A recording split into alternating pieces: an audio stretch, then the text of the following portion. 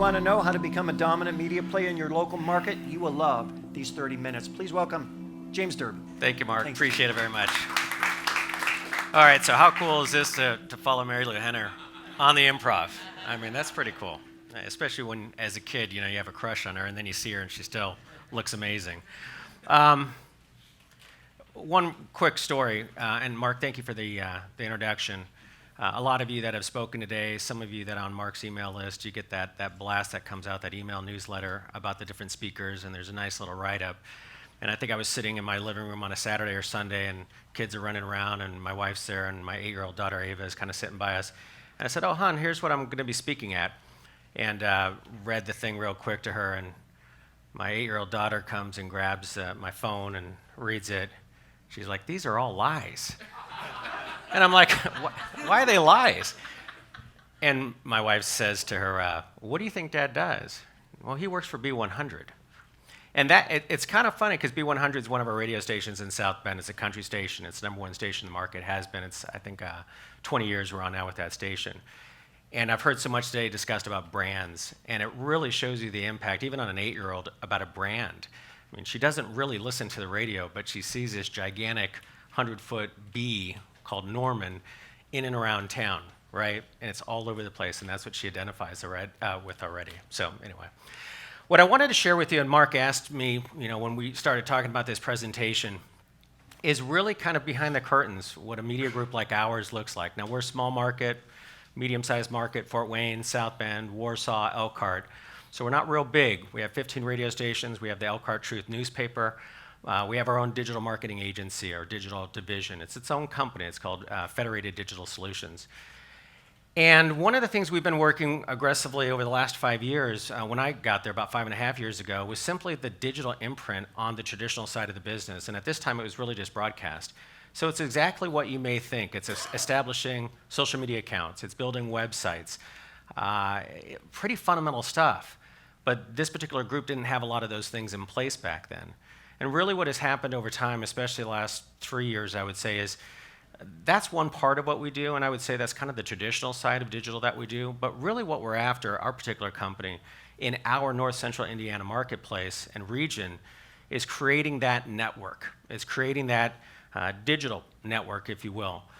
Between the assets that we have, we look at our marketplace, and we're in a really unique position because we feel like if we do this right, if we build this network both on the content side and on the revenue side, we can certainly continue to take this third generation privately owned company, family owned company, and bring it into the fourth and the fifth generation. We know it looks different today than it did 10, 5, 15, 20 years ago. We know it's going to look drastically different in the decades to come. So we want to be prepared. We want to be a market leader that way. And I know it's easy to maybe say some of those things, but because of how our customers are using our media today, and because of how broadcast and certainly print has been impacted so much by this stuff here up on the screen, it's a lot more than that for us. It's how do we build that with the resources that we have? How do we know what we're doing is the right thing? How do we know it's really what our customers want? And they may have wanted it out of the radio stations or the newspaper, but on an online digital platform, how are we going to know that we're really serving them and giving them what it is that they want and what it is that they'll use and that they'll share? So what I thought I would do today is just break it up into 3 quick parts, current projects that we're working on. One is our digital platform side, and I'll call them niche websites, if you will. It's what we looked at in our communities that we said, we think that there's a need here because there's a lot of activity going on, but nobody's servicing it. And one was a high school sports site. It's called VSN, Varsity Sports Network. We do a lot of high school sports on the radio. We have for years. It's a great moneymaker, but it's also probably one of the things that we do so well because we connect with our community. They love seeing us out there. They love listening to the games on the radio. But we noticed in our part of the country, no one was doing that online. Most activity was happening on Twitter between students and parents and grandparents, believe it or not. So why don't we go in and do this? We'll figure out the revenue part later on. But let's get in there and build a site. And we hired a young kid right out of ASU to spearhead this for us. I mean, he's 6 months removed from college. And this wound up being an award-winning site this last year, beat out ESPN's women's site and a couple others. And it's just a small little VSN, 20,000, 25,000 page views every single month. But what we did with this site is we went and we just started doing articles and feature stories, and we had a very heavy social media presence as well. And we went into the schools, we went to the parents, we went to the administrators. They didn't know who we were. We would say, well, we're with the radio stations. Oh, okay, we'll let you in, because they know that part of our media, the newspaper. But as we went along this process, and this is just a few examples of the slide of the site that you can see, this site actually, as happy as we have been with it, is now morphing into a news site. Because what we discovered here is there certainly is an audience here. And what's great about this particular audience, it never goes away. There's always going to be kids in high school. There's a payback part of this too, which is what we looked at is how can we get back to the schools and to the students and to the parents, especially in a state where, and every state's the same here, but money is often talked about and discussed and needed. And it's not just the athletic departments, it's music, it's math, it's sending kids to Washington, D.C. So we talked about involving the advertisers in this process, that they can actually choose which school, which district, what department they want to fund when they spend money. 10% goes there. And this is one of those things that we looked at, that if we do this right, then the community will look hopefully to us as a main support mechanism to keep these things running in the right way and be fully involved. It's something radio has done, I think, over its history very, very well, but now we try to bring it onto this platform. This site, Fieldhouse 31, actually is going to debut in about 2-3 weeks. So it's still in development, and this slide's a couple weeks old. It actually looks a little bit different. And what we've taken is we've taken the VSN high school sports site, and now we've molded into this regional sports site. And what makes us a little bit different is our columnists, our writers are both from the Elkhart Truth. There are play-by-play sports people from our radio stations. They're freelance writers. And probably most importantly, it's user-generated content. It's those people that live and participate that are feeding into this website and participating that way. And this is, again, a few more slides on just how this site operates. An important element to the old VSN site, to this site, and to every single digital initiative we make is the data side of the business. So those of you in the broadcast industry will know that the way we've done data primarily is we do a lot of promotions or events. We have garbage bags. We stuff the entry forms in. It goes in the promotion closet and stacks there, and then we throw it out eventually. That's been our data gathering collection process. For us, as we move forward, every single entry port that we have at the company has to have data associated with it. And in return, we have to be giving something back that they want and that they need if they're going to give up that information, whether it's couponing, whether it's certain access or special access that they can get on the site that they couldn't if they weren't a member. And we'll talk a little bit about that more, but it's the basic information that you may expect. It's zip code, it's gender, it's age. Let me keep on going here. So again, this is just more of the site for Fieldhouse, and there's that registration form. What's happening right now that's also pretty cool, the first time in our company's history, again, through 3 generations, is, believe it or not, the newspaper operated separately from the broadcast, or maybe you can understand that, up until recently. And so when I got to the company originally, and we started to form our team on the digital side as its own separate company, believe it or not, I walked in there thinking that they did work together, that they did have a relationship, only to find out they didn't. And it was such a blowback at that time because I knew the content that the paper could bring to the digital platform. So we were faced kind of building this digital presence up without the resources of the paper. Within about the last year, that has changed. And so this is something that the paper has started on their own. It's called Flavor 574. It's a foodie site, but it's a foodie site directed at South Bend, Indiana, and Elkhart and Warsaw. 574 is the area code for that particular area. And again, what's neat about this particular site, it looks, I think, at times like it has a staff of 20 or 30 or 100 people working behind it, but most of it's being done by a woman who's 25 years old, a couple years out of Missouri. She's got a very small staff around her. The writers from the Elkhart Truth do contribute to the site as well.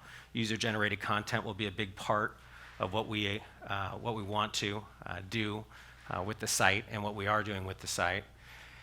And as you can imagine, this particular site, again, is, well, why a foodie site? There's a lot of great food sites that are bigger, they're national, but this is all about the community. This is about restaurant owners. It's about the bartenders.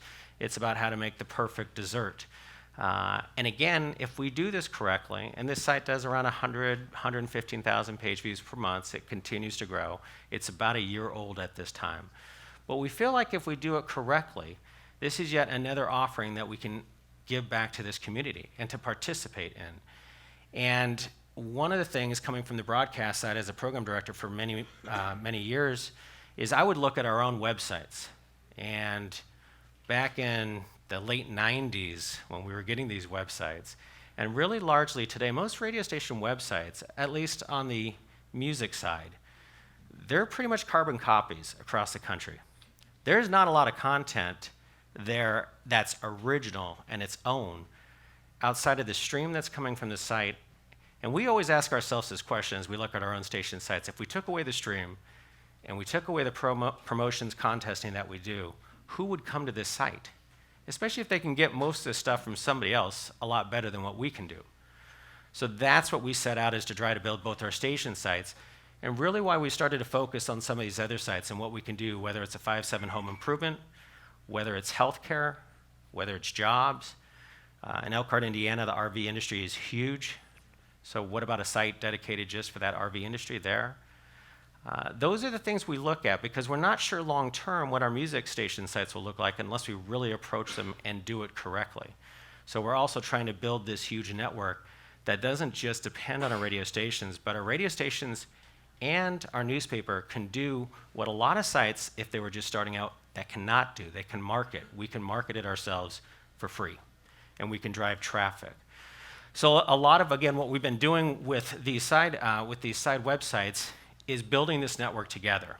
And it's not just putting the websites up, it's also connecting all of the data together so that each website works with each other, talks with each other. I can maneuver around it as a user and find these different sites. And there's a lot of work that goes into it. As you can imagine, we're a small company, 15 radio stations, one newspaper, and again, the digital business. We probably have at least a dozen different ways for people to sign in, and they go off into other silos. So one of the things we had to do is find a provider out there. In this particular case, it's a company called Gigia. Gigia has their software, one user sign-in. So no matter where you're coming in, it's going into the bucket. And then we can decide how we want to chop those buckets up into those individual silos in terms of for sales purposes, and also for knowing our customers. The digital marketing agency is a business we started. October will be 2 years. And this is a business for me that I don't really get emotionally invested in this particular business because it isn't dependent on our content at all. So it's kind of a weird business venture for us, quite honestly, because it has no real relationship to the radio station and to the paper in terms of having content behind it. Because what we're offering is SEO, SEM services, behavioral targeting, what we call in our company CAT, custom audience targeting, and social media services as well. And we also offer responsive web design. We were one of the first companies. Mark called me up one time and said, "You guys are doing responsive web design?" This is a couple of years ago. "Yeah, we don't know what we're doing, but we're trying it." And we have our own in-house developers, web developers. So then when we started looking at this particular business, we thought, well, why wouldn't we offer this too? And again, the reason we went into this business is because we were being impacted by this business. We were losing money not just from the auto dealers, but we were losing money from the mom and pops who were willing to spend $100 with Google ads or with Facebook. And instead of sitting there and just saying, well, I guess that money's gone, we thought, given our reputation, which we think is pretty strong in this community, why would we not start our own digital marketing service? And the way we approached it was a little bit different too than maybe some operators would do it. Our vendors, and we do have vendors like Matchcraft, Simplify, but we do everything in-house. Our campaign managers all reside in our building. Our web developers reside in our building. Our VP of digital sales, Shannon Allen, who we hired from MLive and heads up our digital agency for us, they all sit in our office. And we think this is one of the things that makes us a little bit unique because we're able to get on the phone immediately or meet in person with those customers. They don't get shipped off to New Jersey or LA and talk with somebody on the phone, doesn't get the phone call back. So when there are issues, we're able to address them, and we're also able to work with them. For the sake and sanity of all of our radio sellers that do have the opportunity to sell these digital products, instead of calling them products, because there's so many different products within each one of these things, we really try to simplify it by 4 solutions: branding, lead generation, social engagement, responsive design and development. And you can see each one of the different services and/or products around those if you can. We do, by the way, have our own digital sales reps. This was, again, a kind of an experiment for us, because we've been looking at this for our digital sales as a company and thought, do we hire separate digital sellers to just put more focus on digital? This kind of gave us an excuse to experiment with that, because they only sell this as far as their digital assets go. And our radio sellers and newspaper sellers sell it too. So what we put together here for you is just a quick look at how fast this business has grown. The first quarter of 2014, Federated Digital Sales Radio Newspaper had 25 clients. This first quarter of 2015, we have 142 clients. And you can see the breakdown there between the digital sellers. They had 10 clients. 2014, radio newspaper had 15. And you can see there what's interesting is the radio newspaper sellers now have 114 clients. And our digital sellers, and we have 3 of them, have 28 clients. But what gets interesting here is when you look at percentage of total revenue, you'll see that the radio newspaper reps, and we have about 70 in the 4 markets that I mentioned, take 45% of the business. The 3 reps have 45%. So clearly that focus just on that product, even though they have less clients. Our top client spends about $250,000 with us every year. And we don't get those type of radio contracts anymore. So they're out there, they're spending the money, and again, we figured we may as well go out and try to get our piece. I can't disclose, it's a privately run company, we don't disclose financials, but what I thought I would do is just show you a little bit of the increase that we have here from first quarter, again, of 14 to 15, and the increase in terms of how quickly it is in fact growing for us.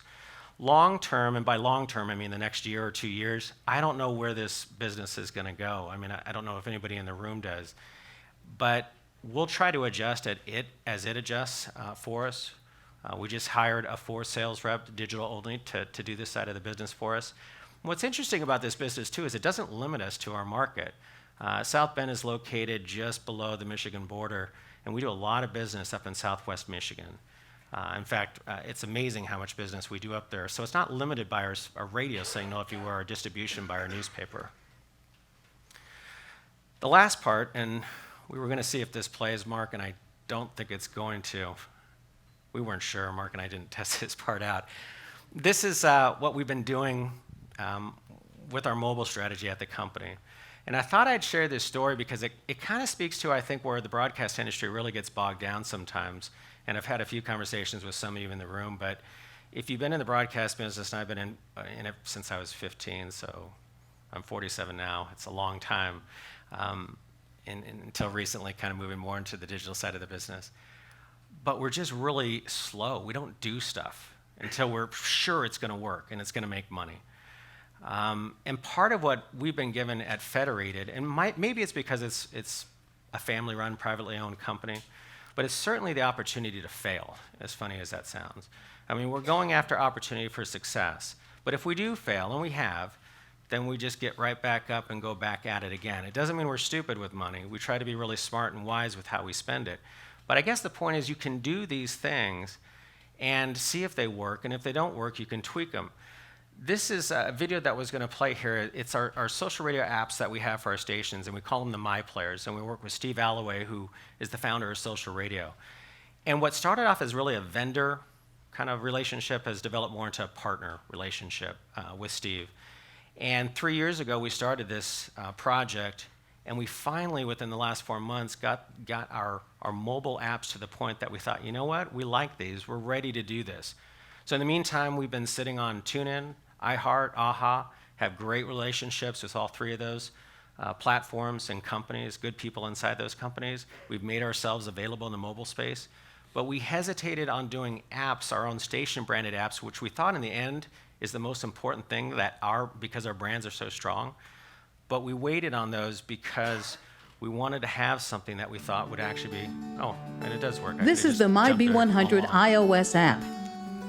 This particular app has 8 channels. My B100 channel is the station's current playlist minus the commercial stop sets.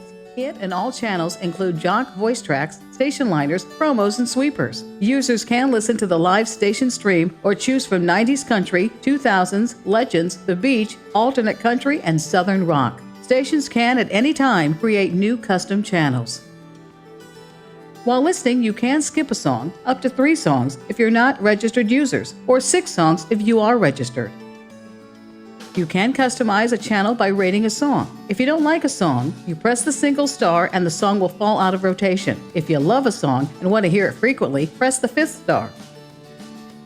To access these special features, you must register, and you can log in through Facebook, Twitter, or email, and providing name, gender, zip code, and birthday.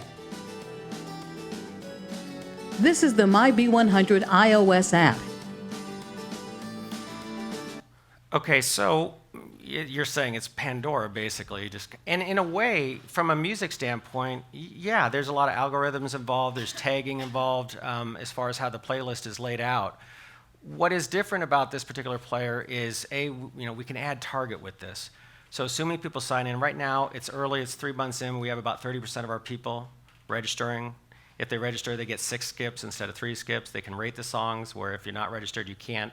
We probably need to do more in terms of incentives, again, couponing, those type of things, to really get them in there to register more. But what we think makes this a little bit different is that our jocks are a part of this player. Our brands are obviously a very big part, but our air talent, and we invest pretty heavily as a company in air talent. I think we have every station has local live air talent on through midnight, and even 1 or 2 overnights. And that's a little unusual in this day and age. But we day part the jocks on there. So when you're listening, even if you decide to use one of these other channels that don't have commercials in them or don't have a streaming 5-minute stop set in them, that you hear the voices that you're familiar with. The other neat thing that happens on this player is the channels that are up there. You'll see right now with the Bear, the Big Growl is a big concert that we do for this active rock station. We just create that channel right now. We do giveaways for tickets inside that channel. That channel only plays the artists that are performing at the concert. It's all of the songs that they have. So there's a lot of neat things that you can do with customizable channels inside here as well. But I think, again, having the presence of the jocks on there, it's a simple push. They record tracks. Yes, it is voice tracking to some extent, but we can actually do it in pretty close real time. We get a lot of bad weather in Indiana during the summers, tornado threats, that type of thing. So they can literally go into any of those channels and click on and go in and talk about the warnings. I know I'm up 5 minutes, I think, Mark, so I'm going to try to wrap up and skip through maybe 1 or 2 more. I'll skip this. This just has some of the player capabilities that I was just talking about. I brought this one for our AC station in Fort Wayne. You'll see there's an advertiser there. It's funny, these guys from Glenbrook Hyundai signed on, and for all the ad capabilities that this player can do, and it can service you a couple different ads depending on the demographic. It can do slides, it can do videos, it can do all of this kind of stuff, but they really just wanted a display banner. And the reason I show this is because when they bought all of the different stations, and this is for the desktop players, we use the same player for our desktop players. When they did this buy for us, which is only this mobile buy, it paid for the 3 years that we invested in social radio in this particular player, and it's an annual. And it wasn't cheap to invest in this thing, but it also didn't break the bank. But in one sale, we got it paid for and made some money on it. We also, on the MyB100 player, we actually sold to Corona through the Bud distributor, local Bud distributor, a My Beach. Beach is one of the channels for country, Kenny Chesney, that kind of thing. And Corona wanted something, the Bud distributor wanted something for them, so that channel has a couple Corona beer bottles next to it in the font, and it has Corona stuff built inside the channels, both imaging and spots. And these are the different capabilities, again, from the ad size. Yes, we can do a traditional audio-only spot. We do 15-second spots, no more than 4 an hour right now, but we're playing around with that. And I'm not going to go through the list of everything in case there's any questions. But I thought in showing you the 3 different things that we've been working on over the last, it feels like decade, but really it's only been a couple of years, is to show you that there are certainly things we're doing on the website stuff where the revenue is trickling in behind. It's a beast of a thing to build. There's a digital agency which is giving us a really nice revenue stream right now, which is helping fund some of these other things. And then there's something like this that it's taken a number of years to do. And hopefully Mark can report back to you in a year and let you know just in fact how it continues to do. But we're pretty excited about the opportunity. And that's what I got. So thank you very much.